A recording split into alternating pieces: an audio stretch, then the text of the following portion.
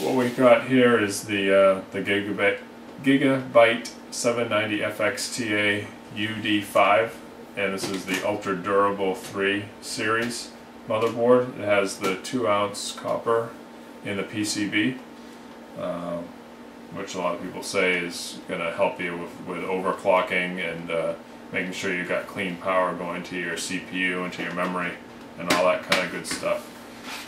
And this is one of the key components to the famed AMD Dragon platform, which I guess to a lot is kind of marketing hype, which yeah, it's true, it sounds cool and seems like a great thing if you can put one together.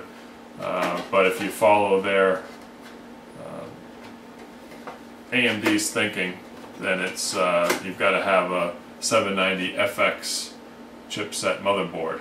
The GX doesn't cut it, just a X doesn't cut it. It's got to be a 790FX. And you have to have a Phenom 2 X4 processor, and obviously the best ones to go with are the Black Edition. And the one we've got is the 965, which is 3.4 gigahertz right out of the box, and it can be easily overclocked to 4 gigahertz on air, and they've hit 7 gigahertz using liquid helium. I'm sure everyone, if you're watching this, you've probably seen the world record being set. So, in the box here for the Gigabyte board, you got your back I/O shield. Looks like a pretty good, about an average size user manual to go through probably all the settings and where to plug everything in. You've got some drivers on here, which most people you hear about, just go and download the latest ones, because this is probably drivers that are 6 months to a year old. And yep, so we got those two things there. More installation guides.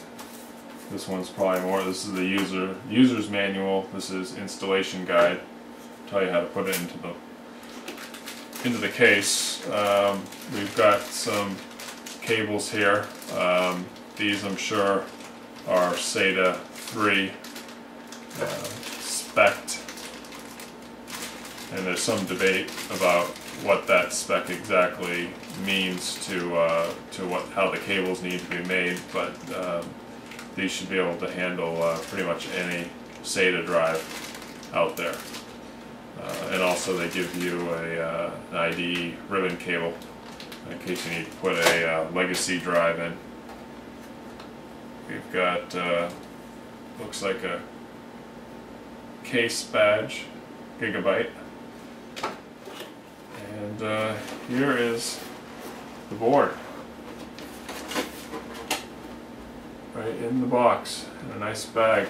Looks pretty relatively well protected with all the bags and cardboard around it, and there is a nice piece of foam on the bottom that they put in there. So that's always good. Oh, and we also have a Dolby home theater case badge as well. And I'm not sure if I'm going to use the onboard sound or if I'm going to put my Audigy 2 ZX sound card in there instead, because I got the extra front panel with it, which I really like a lot. So I'll just compare and see which one's actually better. And this advertising the USB 3.0, which has the, according to this, 10 times faster than regular USB 2.0, and they've got 3 times the power going to your to each USB port. So I think it's like 1.5 amps instead of just 500 milliamps. So you can power more devices if you're running a hub.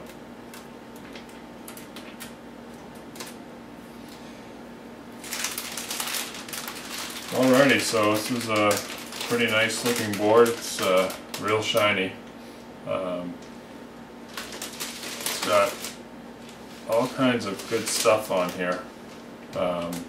PS2 ports, then you're going to find some audio outs here, both coax and optical.